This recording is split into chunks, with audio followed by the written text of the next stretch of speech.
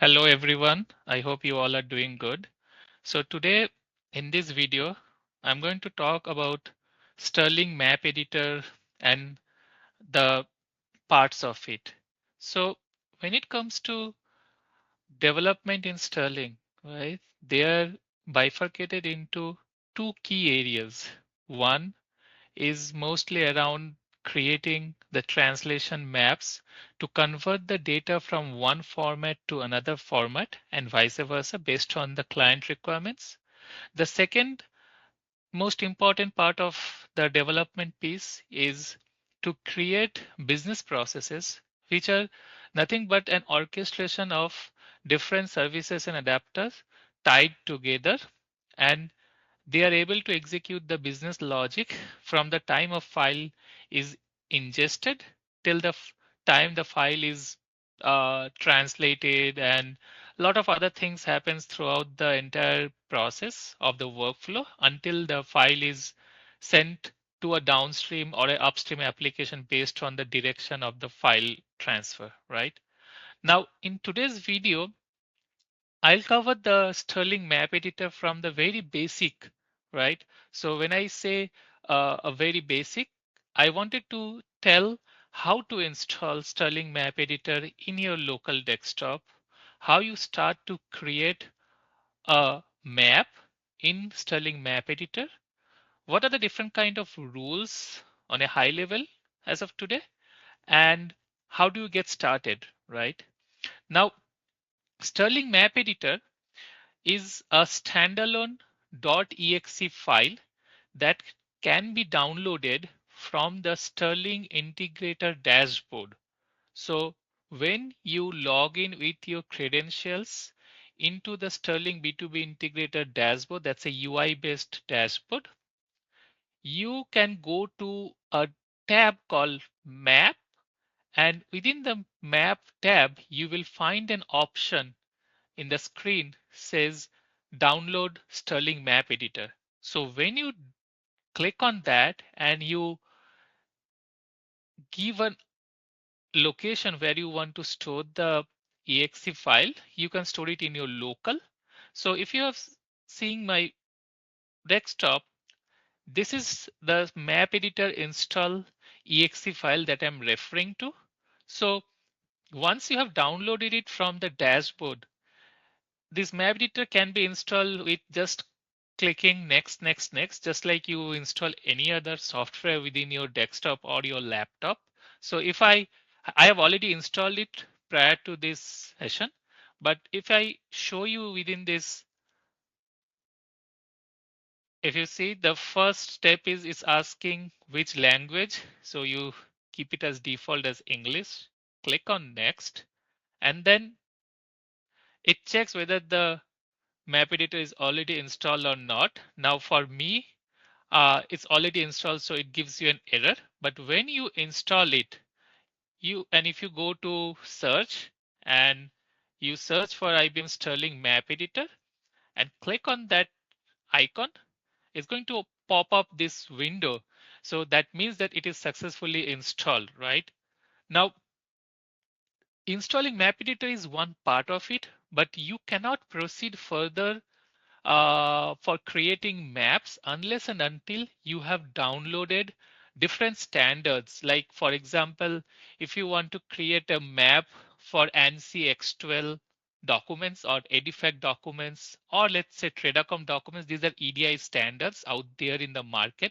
Now, if your requirement is that you need to create an EDI map, you need to load the EDI standards in the map editor before you actually get started to create a map. Now, how will you create, how will you download the standards? Is the same process in the same window where you have clicked on within the dashboard to download this map editor exe file. In the same window, there is an option called standards. And if you click on the standards, it pops up a window where you can see it says which standard you want to download. So there are like EDI standards, there are other standards that you can download. So similarly, if you have seen over here, I've already downloaded the standards. So you see the naming is Sterling Integrator Standards. So all you need to do is Once you have installed the map editor, you install the EDI standards, or else you won't be able to find the EDI standards within the map editor for you to get started with the map development. So I've already installed the Sterling EDI standards right before this call. Now, the very basic of a map development within Sterling Integrator is you need to have some kind of rules and logic, right? In addition to, you need to understand what would be the source format of the map, what would be the target format of the map, and how are you going to map from the source fields to the target fields, right? So this all actually is included in a document that we call in EDI terminology as mapping requirement specifications, or in short, we call it as MRS. Now, typically in a project, you would have a business analyst, or we call it as an EDI BA, that would actually interact with the business as well as their end customers with whom they are going to do the EDI like transactions and EDI business. And they would collect all this information and put it in an Excel sheet, right, with all the business logic that goes into it. And then they would pass that, once it is approved by all the stakeholders, to the development team, that is us, for creating the translation maps within Sterling Integrator. Now, sometimes it happens that a developer itself acts as a BA for the project. So he works with the stakeholders, the business, and their end customers to create the MRS out of it. And then he starts working on the development part of it. So a developer can act both as a BA as well as a developer itself. Now, typically, how would a MRS look like? It is very straightforward, captured in an Excel sheet. So there are typically like few tabs within the MRS. Now the first tab would typically have a revision history where you will have all kind of dates and the revisions and what has been, like what are the changes that has been made and who has made the changes. So it's kind of a audit trail of the MRS itself. In the second tab, ideally you will have what is the input format, what is the target format, right? And then what would be the name of the map? Like if there is any naming convention that has to be followed for that project, ideally we do follow a naming convention that we decide upfront, and we follow that for all the maps that we create down the line, right? So in here, if you see in this particular MRS, it's the map type is EDI to positional. That means that the source format is a EDI document, the target format is a positional document. Now, if you see the input, it says it's a X12 EDI document, that is ANSI X12 EDI document. It's a 850, which means it's a purchase order, and there are different kind of versions that has come over the time. So it will actually tell you as well which version of the 850 that you need to use for your mapping. So right now, if you see over here, it's version 5010, it can be 4010, it can be anything else that are out there available for this 850 purchase order, right? And I'm going to show that quickly in when I actually start to create a map in some time. Now in the output format, it says is the target format is a SAP IDoc or a intermediate document version 4, right? So SAP IDoc is a positional file, and they have specifically mentioned the output type is a SAP IDoc format, right? And the mapping name is the typically the naming convention that we follow, which usually has the sender name, like who is the customer who is sending this document, along with it who is going to receive the document. So for our scenario, I have considered ABC is a company for which I'm working as a developer. 850 is the document type, the version that can be 5010, 4010, 5010 VIX. So you put the version name specifically, and then the map name should also convey whether it's an inbound map or an outbound map, right? So that way it is easier to identify for from a production support or in future if you are changing the map and everything, right? So it's easy to maintain. Now, the most important part of this MRS is this tab where if you see over here, there are different ways of doing that. Some they do is they keep the source format on the left hand side. They keep the target format on the right hand side. I have seen flavors where the BAs have used the first part of it or the left hand side as the source, sorry, the target, and right hand side is extreme right. They have kept it as the source. So it can differ, but ideally you need to understand where you have the source format, where you have the target format, and where you have the business logic, right? So typically if you see over here, there are certain column headers which tells what this column consists of. And then right now here on the left hand side, it's an inbound document with a EDI incoming. That means this is the source format. And then on the right hand side, this is the target format. Now, if I scroll down, you see if you all are aware of an SAP IDoc or an intermediate document, it the control record, the very first record, we call it as EDI DC40, which contains the SAP system details. So if you see over here in this EDI DC40 record that is under the mapping nodes, you have all the business logic written, like what to be hard coded, if there are any specific information that has to be pulled from the process data or the X path of the workflow itself that is calling this translation map on runtime from the business process.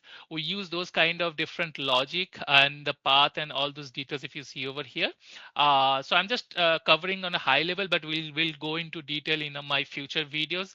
And then what are the SAP segment? So it's the control record SAP segment is EDI DC40. And then what are the fields within that where these values or the business logic will be used to populate the corresponding information on the SAP side of it, right?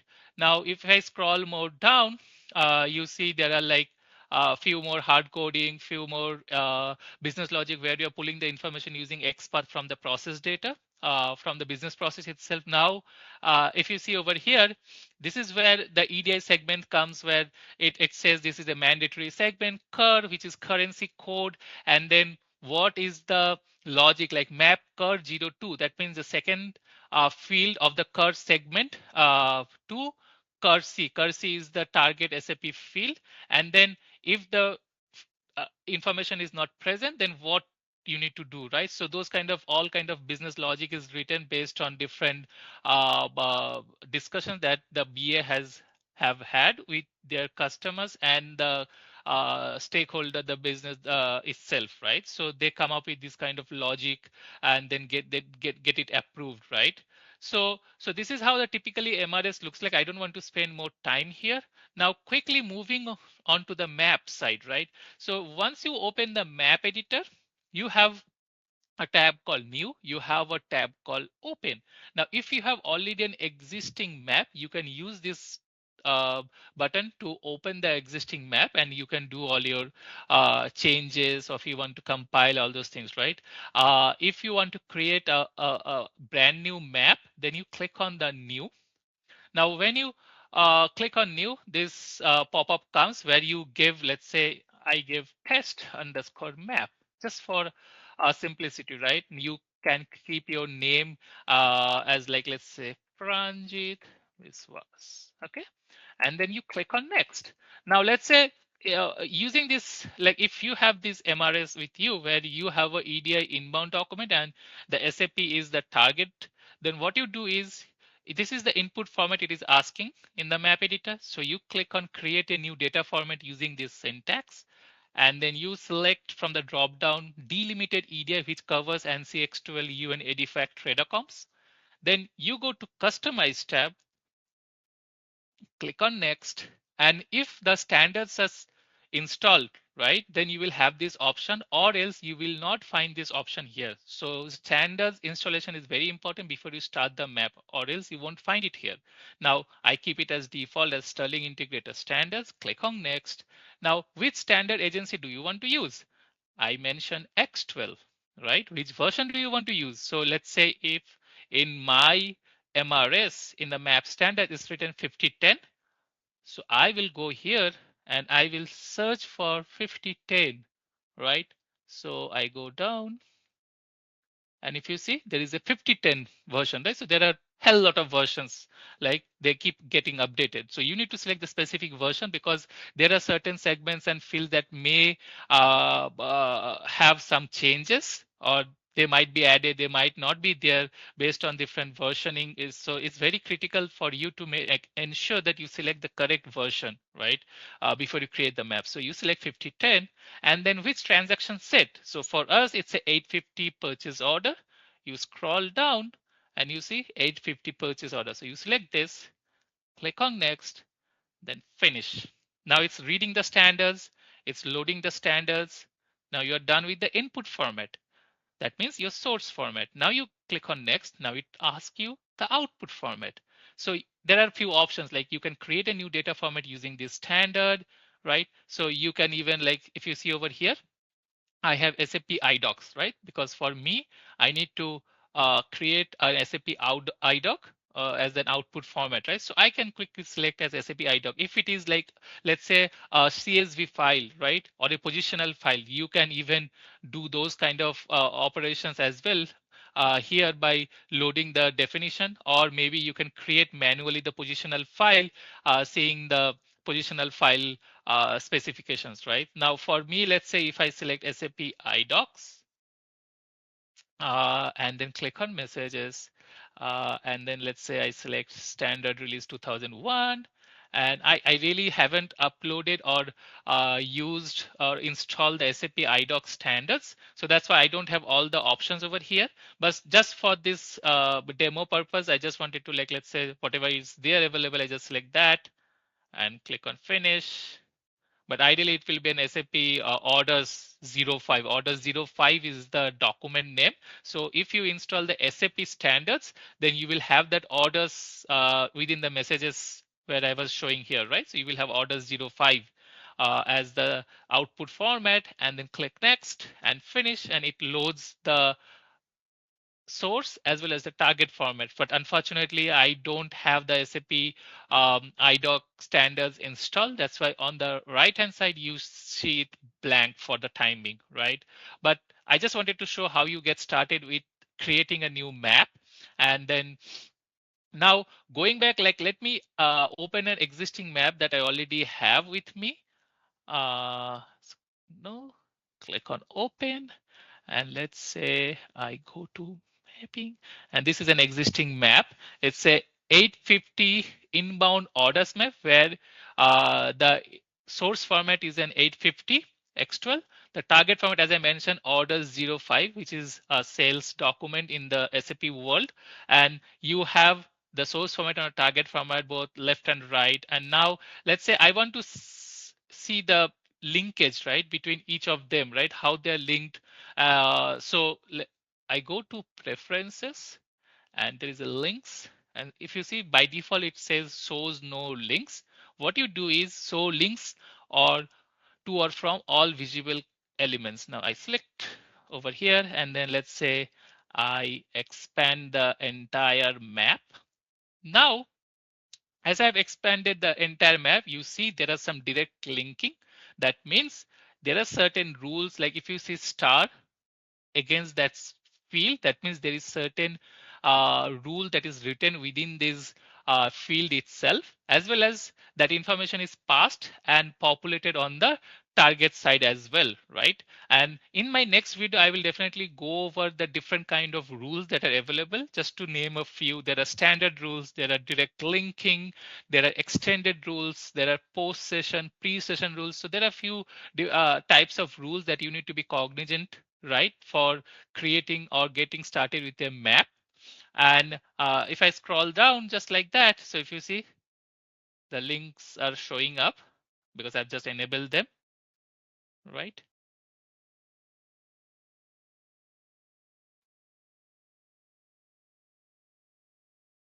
And so this is the entire map, right?